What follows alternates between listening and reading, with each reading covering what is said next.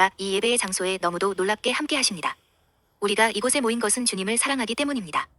이 자리에 있는 단 한 사람도 주님을 사랑하지 않는 이가 없습니다. 주님, 우리의 마음에 말씀해 주시길 간구합니다. 이곳에 있는 젊은이들 중 단 한 사람도, 심지어 캐서린 쿨먼도 예외가 아닙니다. 주님, 우리는 너무나도 갈급합니다. 더 많은 것을 원합니다. 우리가 성령님과 어떻게 협력할 수 있는지만 안다면 주님께서 주시려는 것이 얼마나 많은지요. 성령님과 정말로 어떻게 협력하는지를 안다면 주님께서 우리 각자에게 예비하신 것이 얼마나 큰지요. 오늘은 예수님의 이름으로 설교하겠습니다. 시간 제한을 지키기 위해 아주 열심히 노력하겠습니다. 약속드립니다. 여러분이 수업으로 돌아가야 하는 것을 알기 때문입니다. 감사합니다. 그리고 저는 최선을 다하겠습니다. 하지만 오늘은 제 마음 깊은 곳에서 드리는 이야기를 나누고 싶습니다. 여러분, 제가 오늘 전하는 것은 설교가 아닙니다. 그렇게 생각하지 마십시오. 제가 지금 말씀드리는 동안 저를 설교자로 보지 마십시오. 제가 드릴 수 있는 것은 오직 저의 개인적인 경험뿐입니다. 어느 누구도 자신이 경험한 것 이상을 다른 사람에게 나눌 수 없습니다. 언제나 그것을 기억하십시오. 아주 단순한 방식이지만 성령님에 대한 저의 개인적인 경험을 나누고자 합니다. 제 첫 번째, 성령님과의 가장 처음 만남은 미주리주 콩코디아에 있는 작은 감리교 교회에서였습니다. 여러분이 제가 어디서 왔는지 알 수 있다면 얼마나 좋을까요? 콩코디아는 지도에도 잘 나오지 않는 작은 마을입니다. 인구는 1200명이 채 되지 않습니다. 어머니는 감리교인이셨고 아버지는 침례교인이셨습니다. 하지만 두 분 모두 신앙에 깊이 헌신하지는 않으셨습니다. 어느 주일 아침, 그 순간은 아직도 제게 너무도 생생합니다.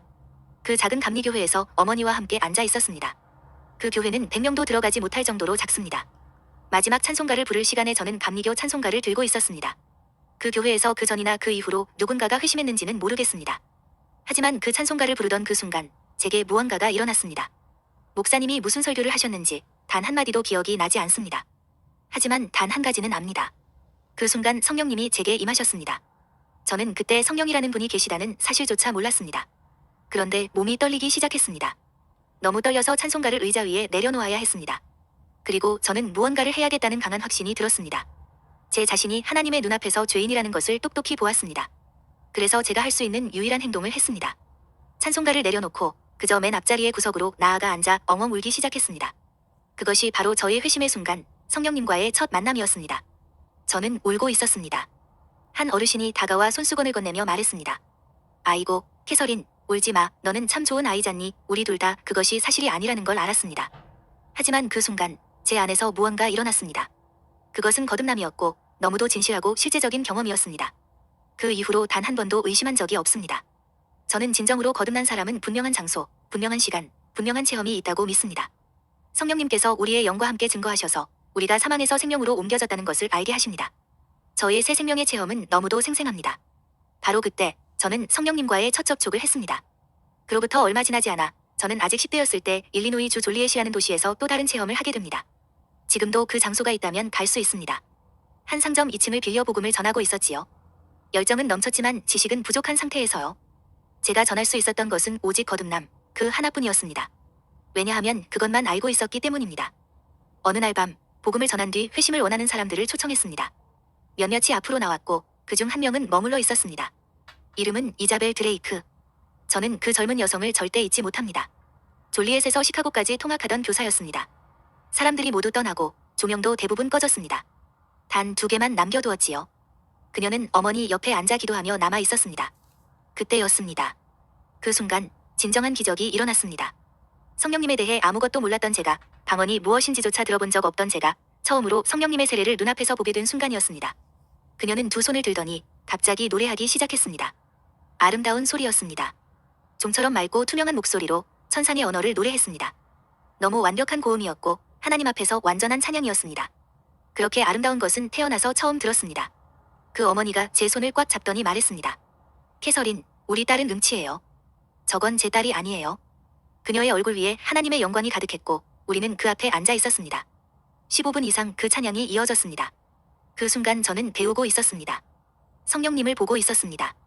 처음으로 참된 성령의 세례를 목격한 것이었습니다. 여러분 기억하십시오. 저는 성령 세례를 온 존재로 믿습니다. 성령님은 우리와 함께 계십니다. 그러나 그분께서 내 안에 오셔서 충만하게 채우시는 경험이 따로 존재합니다. 그것은 말로 형용할 수 없는 절대적인 완전함입니다. 제가 오늘 드린 말 중 모두를 잊더라도 이것 하나는 잊지 마십시오. 하나님은 완전하십니다. 예수 그리스도는 완전하십니다. 성령님은 절대적 완전 그 자체입니다. 제가 오늘 여러분께 전하고자 하는 메시지는 매우 중요합니다. 이 진리를 깨닫고 나서 저의 삶은 완전히 달라졌습니다. 요즘은 성령님의 이름으로 너무 많은 잘못된 일들이 일어나고 있습니다. 방언 몇 마디를 말한다고 해서 성령님을 받은 것은 아닙니다. 성령 세례를 받았다고 주장하는 수많은 사람들이 실상은 한 번도 성령님을 진정으로 받은 적이 없습니다. 성령 세례는 가르칠 수 있는 기술이나 방법이 아닙니다. 요한은 이렇게 말했습니다. 나는 물로 세례를 주거니와 내 뒤에 오시는 이는 성령으로 너희에게 세례를 주시리라. 우리가 받는 모든 것은 예수님으로부터 옵니다. 방언도 성령 세례도 어떤 은사도 예수님을 통해서 옵니다. 며칠 전 오리건주 포틀랜드에서 한 작은 수녀님을 만났습니다. 그분은 성령의 역사에 대해 전혀 알지 못했습니다. 귀중한 피수도회 소속이었고 방언이나 성령 세례를 본 적도 들은 적도 없었습니다. 치유를 받았다고 말하며 무대에 올랐고 저는 자매님 정말 감사합니다. 참 잘됐네요 라고 말했습니다. 그리고 그녀는 몇 걸음 뒤돌아서다가 다시 돌아와 조용히 속삭였습니다. 저는 성령님을 너무 갈망해요. 그 순간 저는 손도 대지 않았고 기도도 하지 않았습니다. 하나님의 능력이 그녀를 감쌌고 땅에 쓰러지기도 전에 성령님께서 그녀를 완전히 사로잡으셨습니다. 아무도 그녀에게 방언을 가르치지 않았지만 그녀의 입술에서 천상의 언어가 흘러나왔습니다. 너무나도 성스러워서 신발을 벗고 그 자리에 엎드리고 싶을 정도였습니다. 하나님의 임재 앞에서 거룩한 경외감이 회중을 감쌌습니다. 진정한 성령님의 임재, 완전한 그분의 역사가 그 자리에 있었습니다. 그리고 저는 확신하게 되었습니다. 지금 일어나는 이 일들은 젊은이들이여 그냥이 아닙니다. 하나님께서 마지막 시대의 모든 것을 회복하고 계십니다. 초대 교회에 있었던 모든 것이 다시 교회 안에 회복되고 있습니다. 그리고 그 일이 지금 빠르게 진행되고 있습니다. 저는 믿습니다. 여러분은 환난 전에 존재할 마지막 세대의 청년들입니다. 지금 이 시간, 이 예배당 안에 있는 여러분은 믿든 믿지 않든 마지막 청년 세대입니다. 저는 제 생명을 걸고 이 말을 드립니다. 이것은 단지 말씀이나 사상이 아닙니다. 하나님의 진리입니다. 성령님께서 지금 여러분을 사용하길 원하십니다. 대가를 치르면 하나님께서는 저에게 주신 모든 것을 여러분에게도 동일하게 주실 것입니다. 저는 결코 특별한 존재가 아닙니다. 하나님은 저에게만 무언가를 주신 분이 아닙니다. 하지만 솔직하게 말하겠습니다. 그 대가는 결코 싸지 않습니다. 요즘 모든 사람들이 값싸게 얻기를 원합니다. 하지만 하나님께는 값싼 것이 없습니다.